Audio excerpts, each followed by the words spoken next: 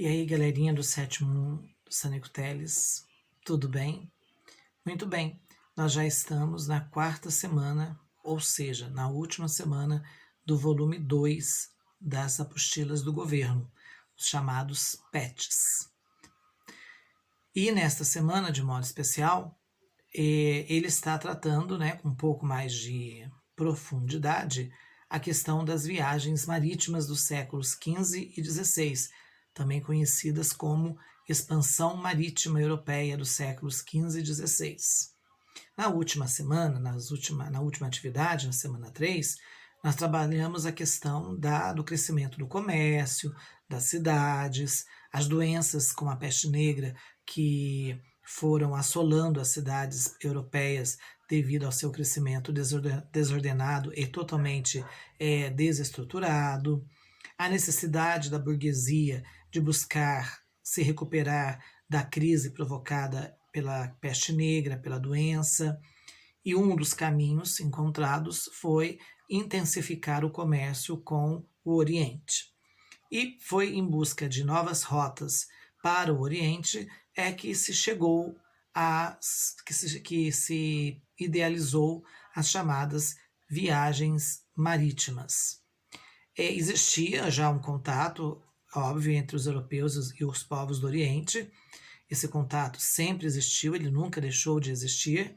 Porém, entretanto, por conseguinte, durante um determinado período, ele foi muito dificultoso. Dificultoso não só pelo fato que os europeus estavam enfrentando uma epidemia que durou 20 anos para começar a ser controlada. Agora vocês imaginam, né? Nós estamos há 4, 5 meses enfrentando uma pandemia. Esse ano já estamos todos desesperados. Agora, os europeus de 700 anos atrás enfrentaram uma pandemia de 20 anos. Então, não foi nada fácil. Muito bem. Mas os contatos dos europeus com os orientais sempre existiu. E teve momentos em que eles foram mais intensos e teve momentos da história em que eles foram menos intensos. Durante o final da Idade Média, esse contato dos europeus com os povos do Oriente, principalmente o contato comercial, ele foi um pouco reduzido, ele foi menos intenso. E os europeus passaram a enfrentar um outro problema, passaram a enfrentar um outro dilema. Os caminhos tradicionais utilizados por eles, europeus, para chegarem até o Oriente, acabaram sendo caminhos que foram bloqueados pela expansão dos turcos. E isso fez com que os europeus sentissem necessidade de encontrar novas rotas, ou seja, novos caminhos que ligassem a Europa às Índias, como eles chamavam a Ásia antigamente, ao Oriente. Por isso que foram sendo realizadas essas viagens marítimas. O objetivo primeiro era encontrar uma rota que ligasse a Europa ao Oriente. Uma vez encontrada essa rota, intensificar, obviamente, o máximo que fosse possível o contato entre europeus e orientais na área comercial. Como Portugal foi a primeira nação moderna a surgir, a ter um rei que comandava toda a região que falava português, foi a primeira região a acabar com a força e influência política dos senhores feudais, que atrapalhavam o crescimento comercial burguês. Como Portugal foi a primeira nação moderna da Europa e do mundo, foram eles, então, que tiveram a iniciativa de buscar essa nova rota, esse novo caminho. Então, as atividades estão todas relacionadas a essas viagens. E observando aqui as questões, meus amigos, eu percebi que muitas delas nós já fizemos no começo do ano, no primeiro mês de aula, logo no começo do ano, nós fizemos atividades relacionadas a essas viagens marítimas. A primeira atividade traz, então, um quadro, tem uma pintura que mostra uma série de monstros, porque naquela época Os naufrágios eram muito comuns. E olha que as embarcações portuguesas, as chamadas caravelas, eram consideradas o que havia de mais moderno em termos de transporte marítimo, em termos de embarcação. Na época foi considerada assim uma grande sacada, né, uma grande ideia dos portugueses. Então, a maioria das viagens, elas não tiveram retorno. As viagens que tiveram volta foram a minoria. A maioria terminou em naufrágio. Então, o que nós concluímos?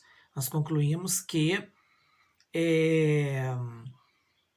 essas viagens marítimas eram muito valorizadas por aqueles que conseguiam retornar para casa. Eles contavam uma série de histórias, historinhas de pescador, né? Como nós costumamos dizer, que durante as viagens eles enfrentaram monstros marinhos de todos os tipos, sereias encantadoras, enfim, criaram 1000 lendas. Então a imagem que aparece aí na atividade 1 reflete um pouco dos perigos que os marinheiros contavam que tinham enfrentado em alto mar. Quer dizer, tinham enfrentado nada, né, gente? Os perigos existiam realmente. Os perigos existiam, mas não esses perigos lendários, mitológicos, de monstros e sereias conquistadoras que devoravam os marinheiros, né? Não, isso aí era tudo mito. Os perigos reais eram os perigos do tempo, do naufrágio. O maior perigo, né, o maior medo era o naufrágio, seguido das doenças, principalmente de uma doença conhecida como escorbuto, que provocava então uma hemorragia que o corpo produzia por falta de vitamina C. E aí vem embaixo um quadro para ser preenchido. Nesse quadro, você não precisa desenhá-lo lá, quem vai responder pelo Google Forms não precisa desenhar o quadro, é só colocar lá perigos reais e perigos imaginários e anotar no parágrafo lá no Google Forms. Quem for responder pelo caderno e mandar foto, se quiser, pode desenhar o quadro, não tem problema nenhum. Tá joia?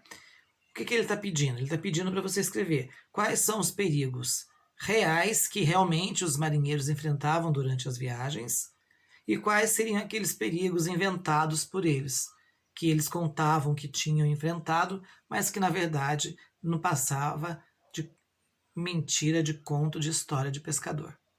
Certo? Muito bem.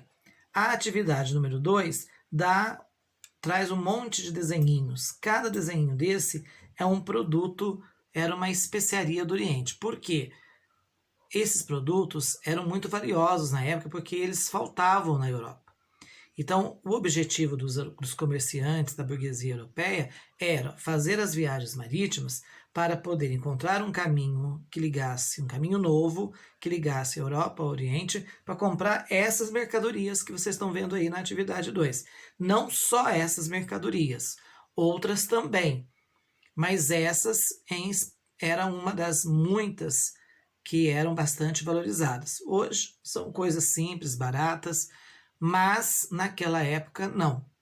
Então ele pede para você, na letra A da atividade 2, dizer que tipo de. O nome da especiaria, por exemplo, a primeira aí é uma canela.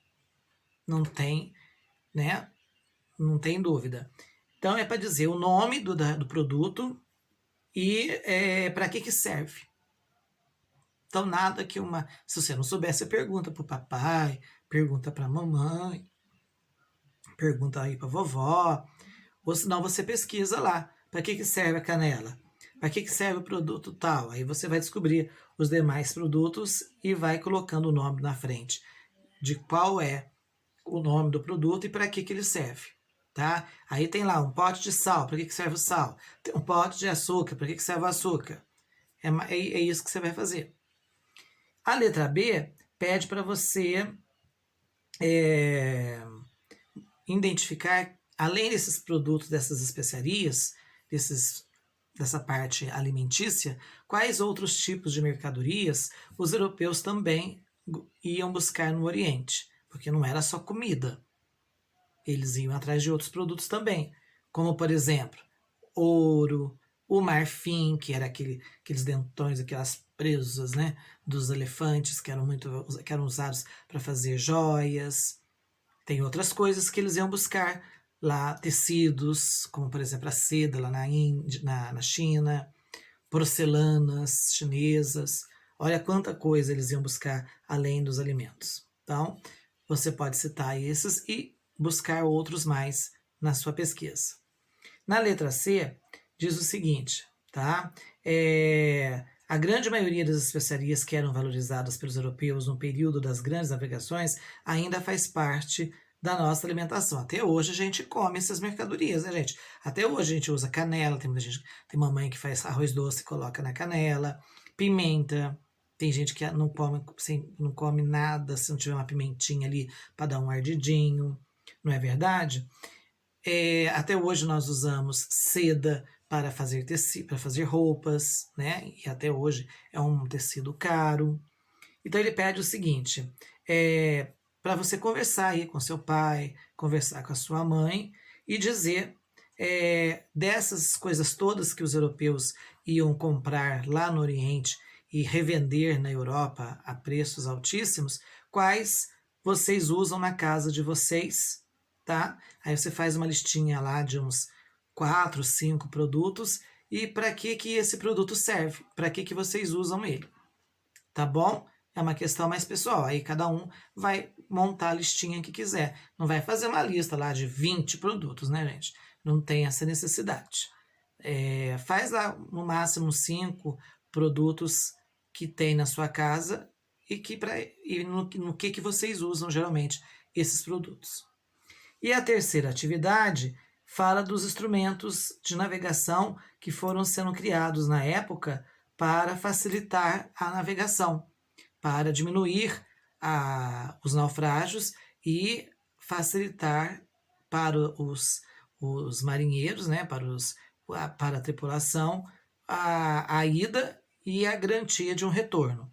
Então, vocês vão fazer a mesma coisa. Vocês vão colocar para nós o nome de cada um desses desenhinhos, desses instrumentos que estão aí na página.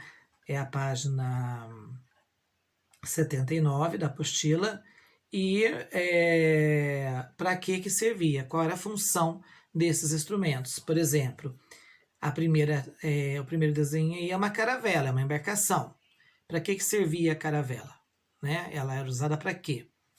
E assim você vai fazendo com os demais desenhos, tá certo? Gente, fácil, né? Muito fácil. Bem, na próxima semana nós já vamos estar no terceiro volume da apostila. Provavelmente, né, já estaremos aí a todo vapor com a primeira semana, que é a semana 1 dos PETs, do PET número 3. Então, capricha nessa semana e firme aí. Qualquer dúvida é só nos procurar. Um abraço e até mais.